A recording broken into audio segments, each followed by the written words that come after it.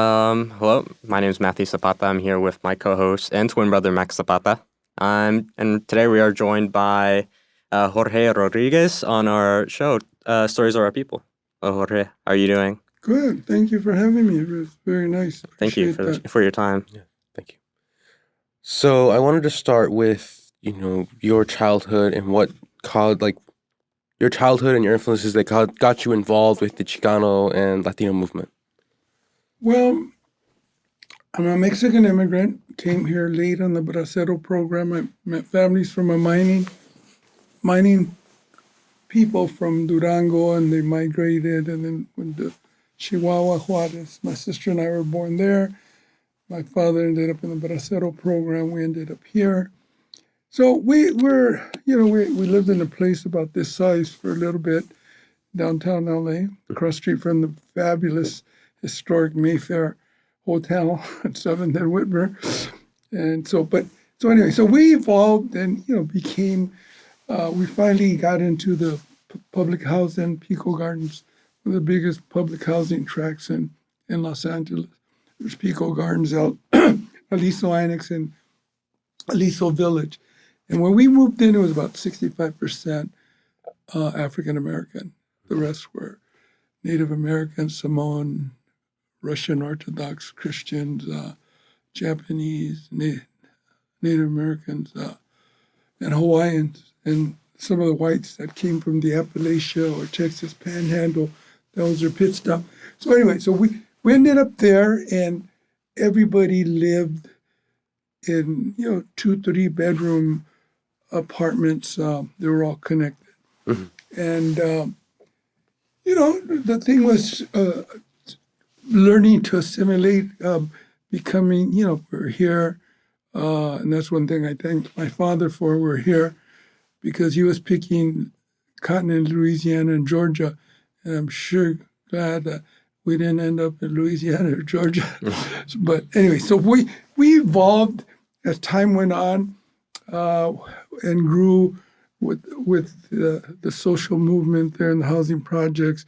So at a young age, it was the whole thing of helping people fight evictions in the housing projects. So just one of those things that became kind of a natural, we evolved. And my older brother, Antonio, he was, he was active in his union, but then he went to East LA, then Cal State, and got involved in, back then it was the United Mexican American Students Organization, UMAS.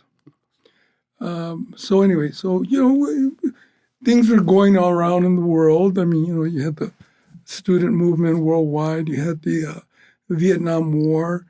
There was a lot of protests. So we caught part of, and, the Black Civil Rights Movement, and also, the Chicano Civil Rights Movement emerging and at a different phase. All struggles keep going. So it's nothing like where all of a sudden people are woke and it's a new thing, or we just begun doing something. Our people have been struggling on both sides of the border for ages, since before 1848.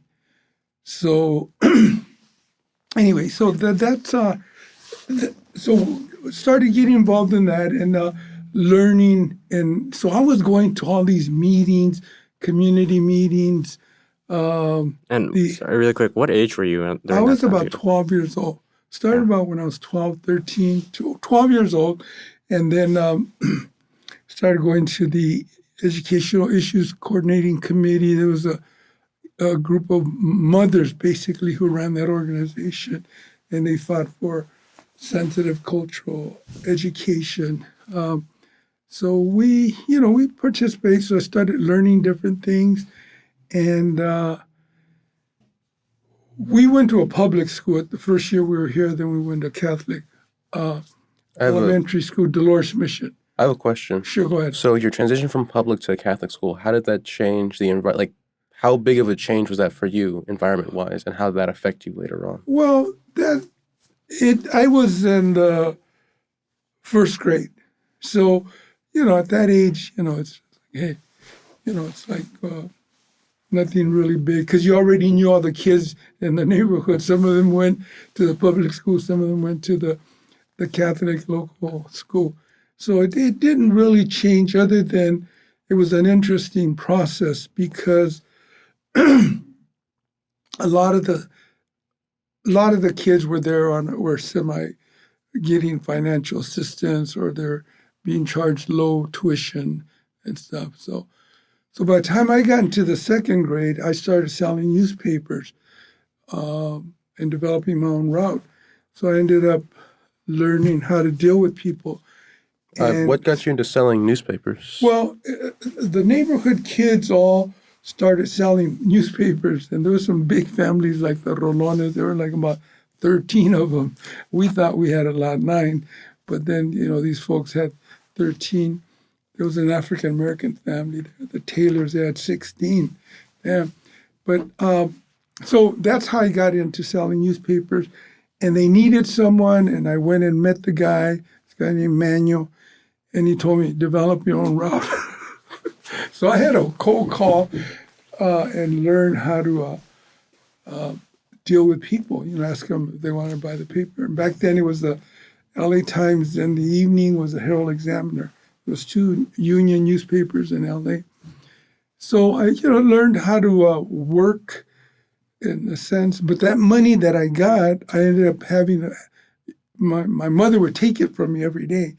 When I got home, she'd take the money out of my pocket till I got smart. I started putting money in my shoe so I could save a quarter or whatever. So I ended up paying for my older brother, my older sister, my younger brother and me to stay in that Catholic school. So that's how we survived through that. And then it was a great experience because I learned also how to, I picked this up from somebody, one of the people I sold newspapers. They said, what if we give us a newspaper, we'll pay you at the end of the week. So that's like credit, right?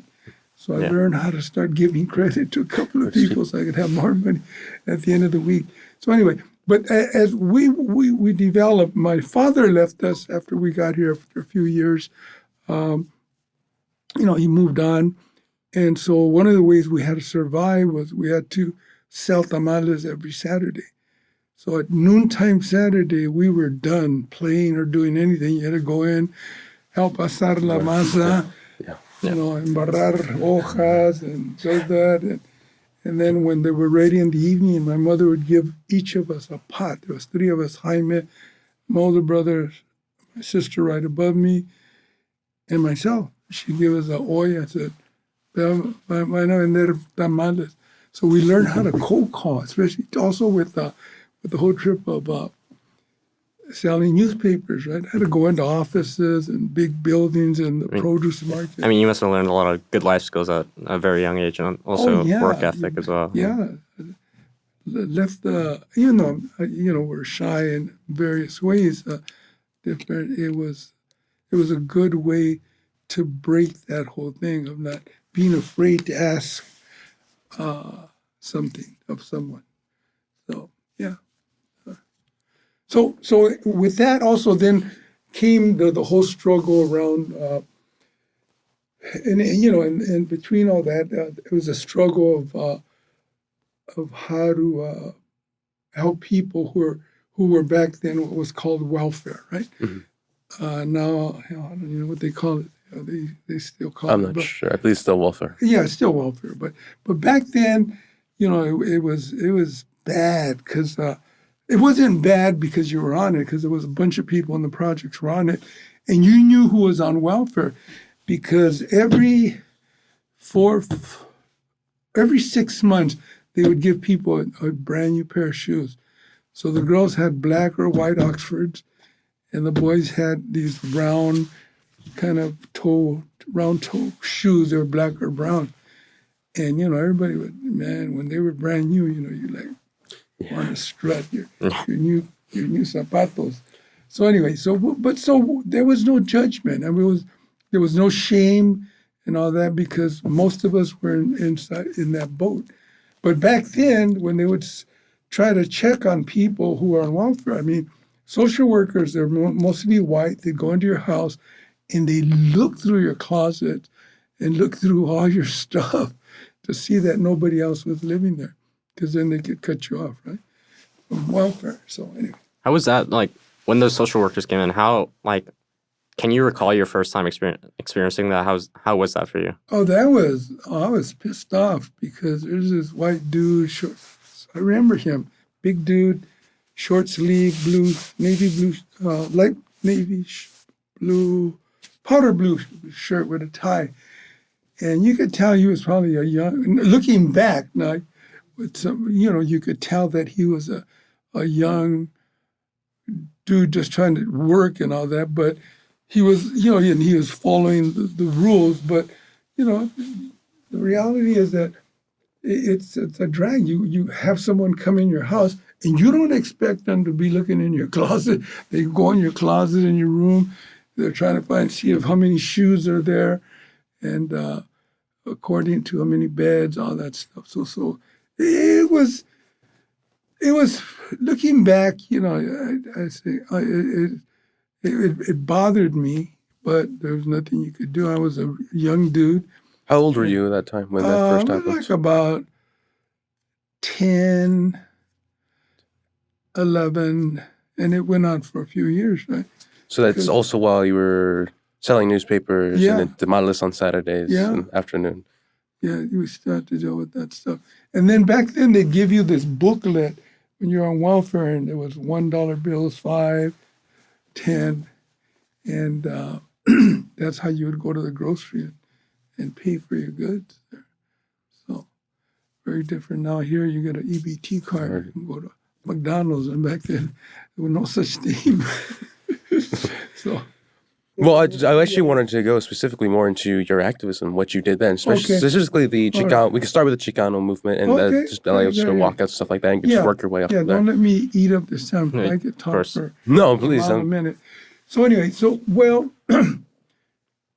in 1968, in 1967, I had gone to all these meetings. I was like 15 at the time, but I'd already been active, going to demonstrations and against police brutality and stuff. Well, fighting for people's welfare rights to be kicked out.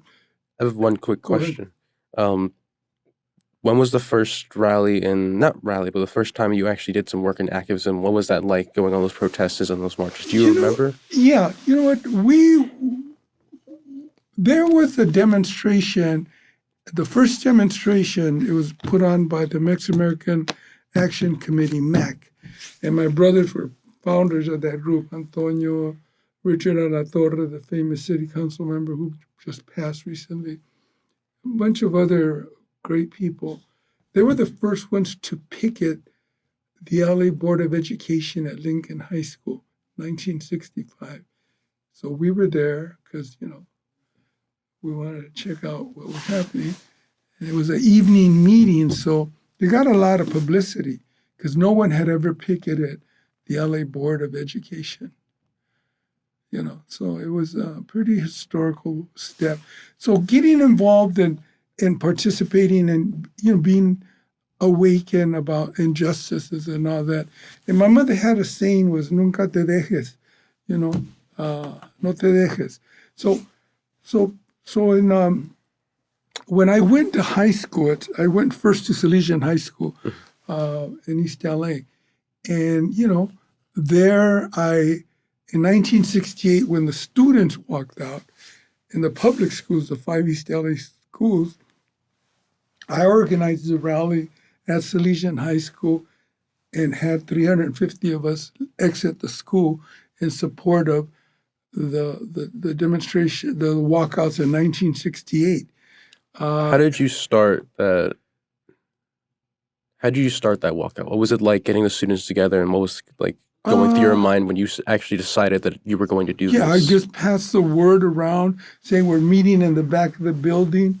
There was like the big quad area, but in the back, it was a little different. We had a little bit more privacy. So I got up and I just started talking. I said, we need to do something to support the students in their fight for a better education. And then I said, well, let's walk out. This was at lunch. I said, let's walk out before school ends.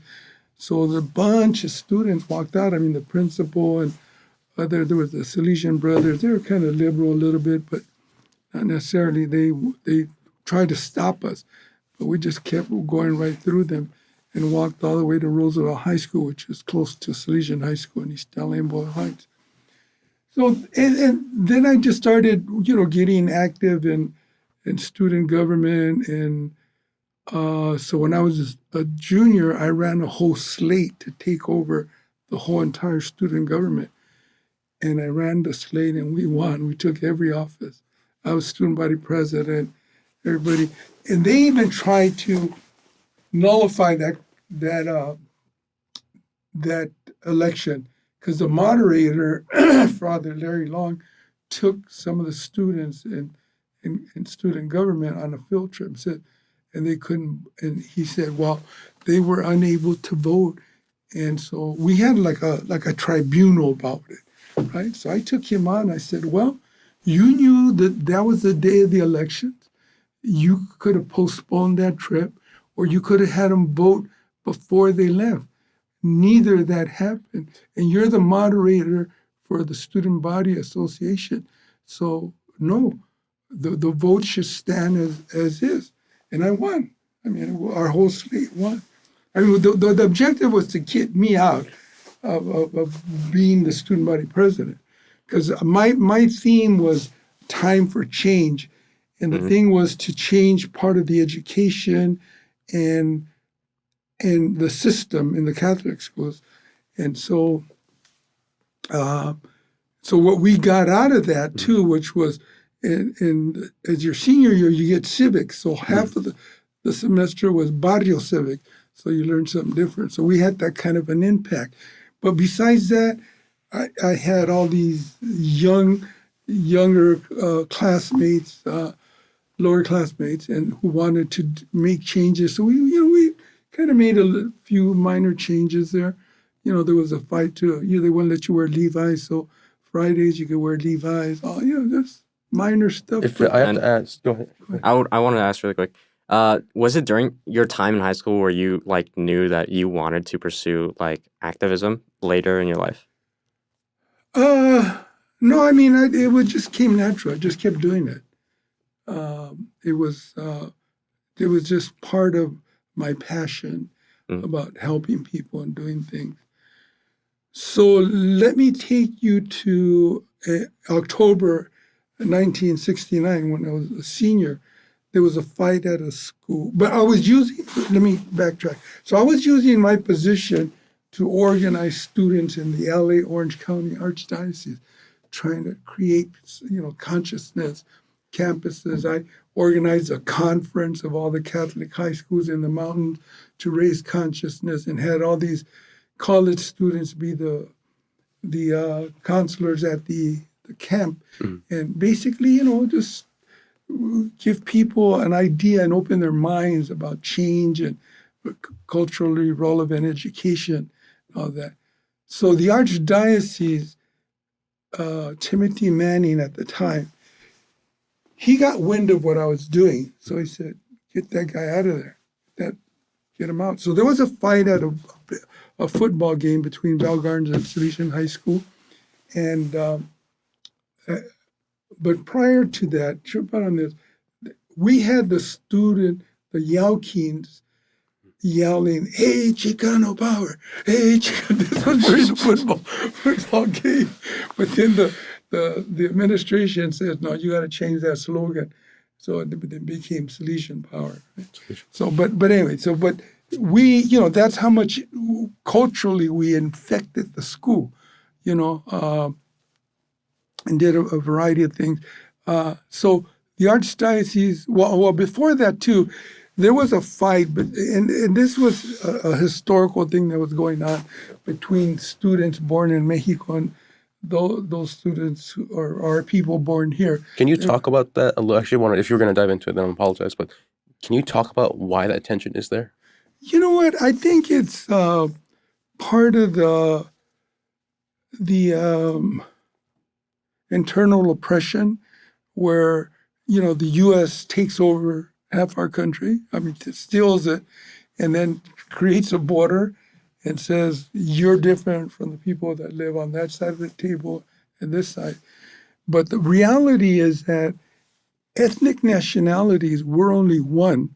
There's no other ethnic nationality Mexican that derived on this side of the border, which is the U.S. border, as opposed from the other side of the border. We are one people. Now, yes, those of us who have lived here and become citizens, yet we are naturalized, or we're citizens because we're born here, right? Or we became naturalized like I did.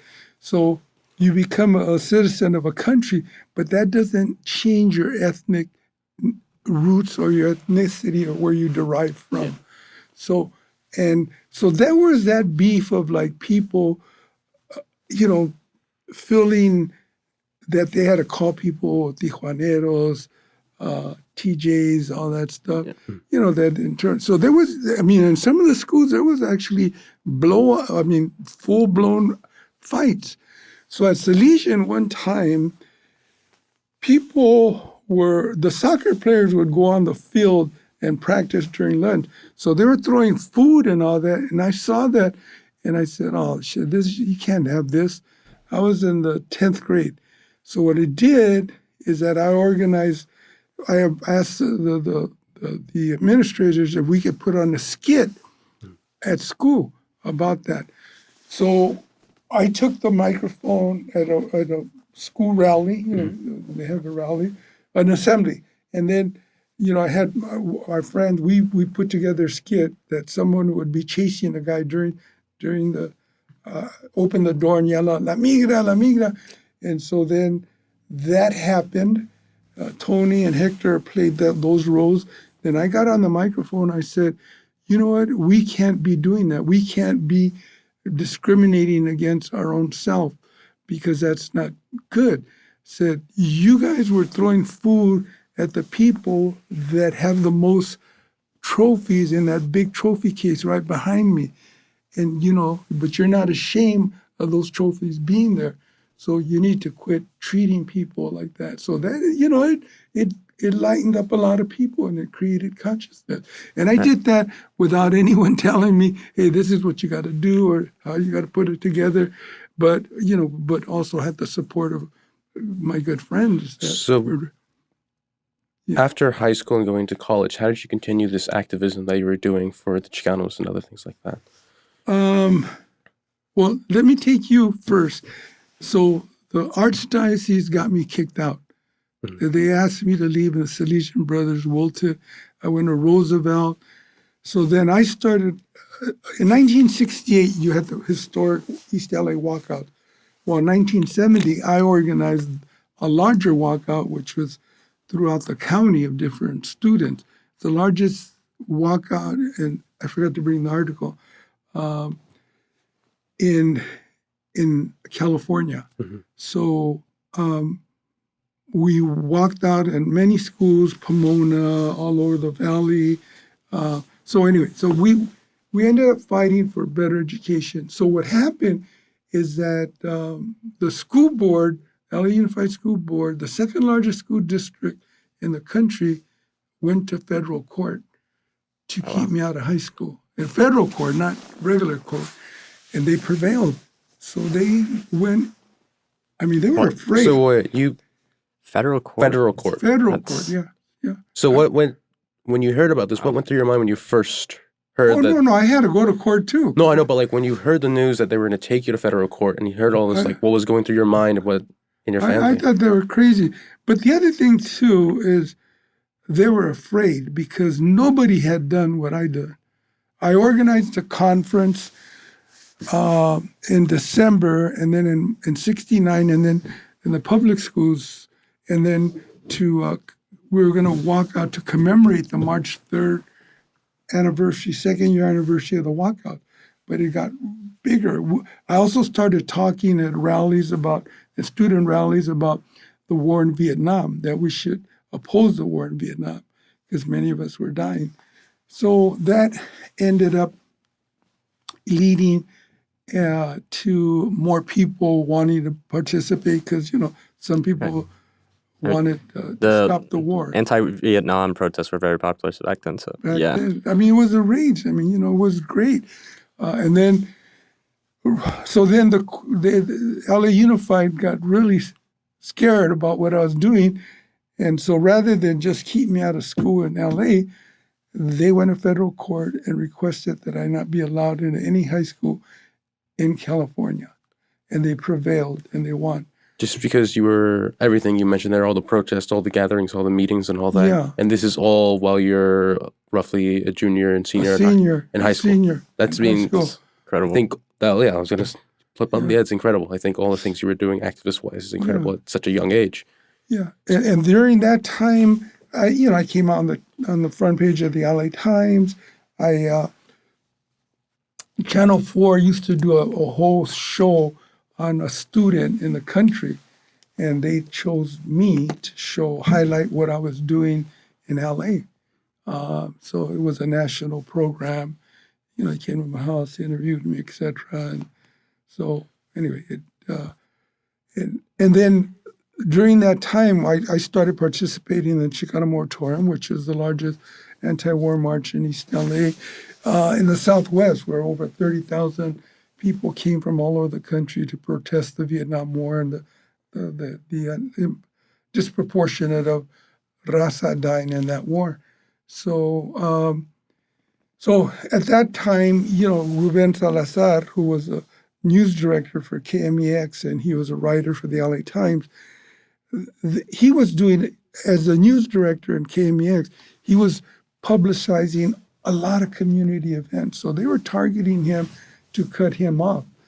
And so eventually, his death is a mystery. I mean, here he goes in for have a beer at the Silver Dollar, and he ends up dead. Were you there during that protest? Oh, yeah, I was there. I was right across the street. Can you actually talk about that then? Like what you remember seeing? The march, it began in Belvedere Park in East LA, and then it walked down 3rd Street south on Atlantic Avenue. And there was a guy who was an activist who got married, and he came out of the church with his whole wedding party, and they marched in the demonstration. It was a trip all the way to Whittier. They didn't go all the way to Salazar Park, Laguna Park, which later turned to Salazar Park. So that, I mean, it was really amazing what was going on. Prior to that, at Kent State, and there's another university where students were shot by the National Guard protesting the war in Vietnam. They were killed. I mean, that was like a sad statement of what was going on in the country. Yeah, I think unfortunately most of the government responses to like these long protests are normally violence. I mean, even now, like we see that still. So, yeah. And the march, it was beautiful because you had all these people, and we get to the park, and people start, sitting down, music's playing, and Teatro Campesino, other people, and then the cops use an excuse that there was people were stealing at a liquor store down the street, and supposedly chasing the people into the park. And basically then they just started beating up folks. People were resisting that assault. And so, whole physical battle that took place. You could see the Requiem 29. You guys could see the footage of those films. So that, I mean, that kept me going.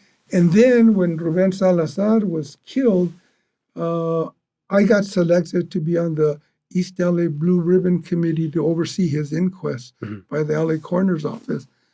And during the inquest, I got up and I said, "This is a farce. It's wrong." And they threw me out of the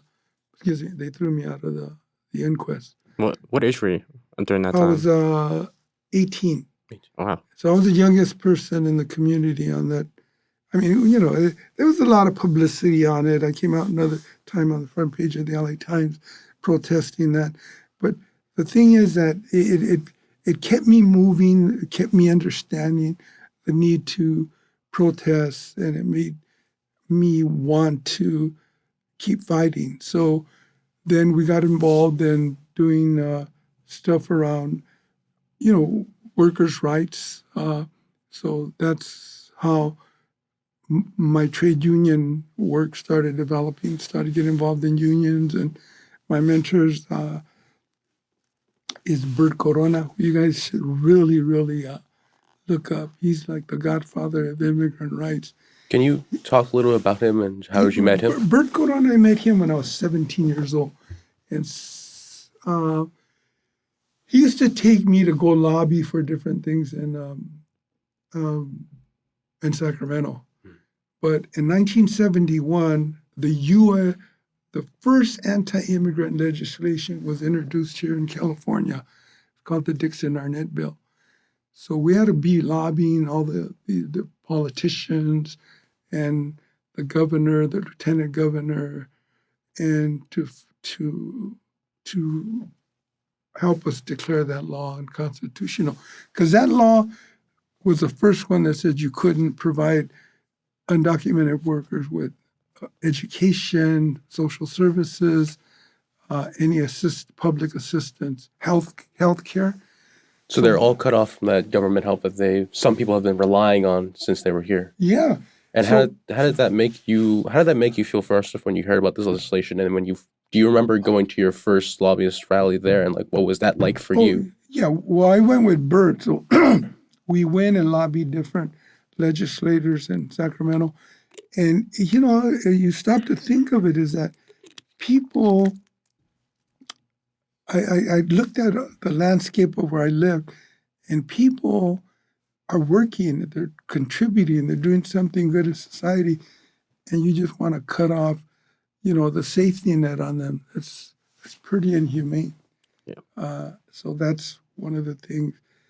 And I mean, I didn't think about it as a safety net. I just thought about it as something important in their lives to have.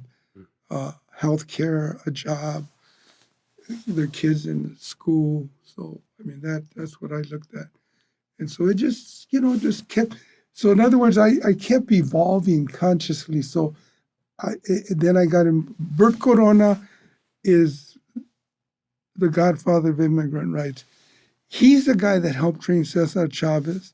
He's the guy that helped build community service organization that Cesar was part of. But he also became in conflict with Cesar over the immigration issue, which I don't want to talk about right now because then it turned the conversation in a different direction. But that's the dark side of Cesar Chavez. But he was brilliant. He saw the need to organize undocumented workers. And so he taught us that concept, and nobody believed us, that you could organize undocumented people, much less organize undocumented workers into unions. Back then, everybody was against us. I mean, the farm workers, the Mexican left, the progressive people in the country, but we kept pushing, saying no. Because once we defeated the Dixon-Arnett Bill, the right took it to Washington on a national level. So they took it to Washington, D.C. Yeah, and they tried to introduce anti-immigrant legislation the same as what the Dixon-Arnett Bill was. So we fought. Bert came up with the idea, says, you know what, the people already here, give them amnesty, give everybody the right to be here, and just let's move on. And people said, no, that will never happen in this country, and definitely not a thing that's going to take place. And you're not going to organize undocumented workers or organize them into unions. So what we said, screw all of you. So we just kept fighting. For 15 years, we fought.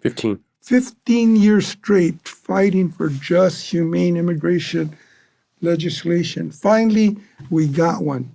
And in 1986, it got passed. It was a Simpson-Mazzoli bill. And by then, we had already developed a network throughout the country to put pressure on all these legislators in Congress. Back then, we were taking bus loads, plane loads, car loads, truckloads of people who were undocumented to walk the halls of Congress and lobby on their own behalf. Do You can't do that now because of 9/11.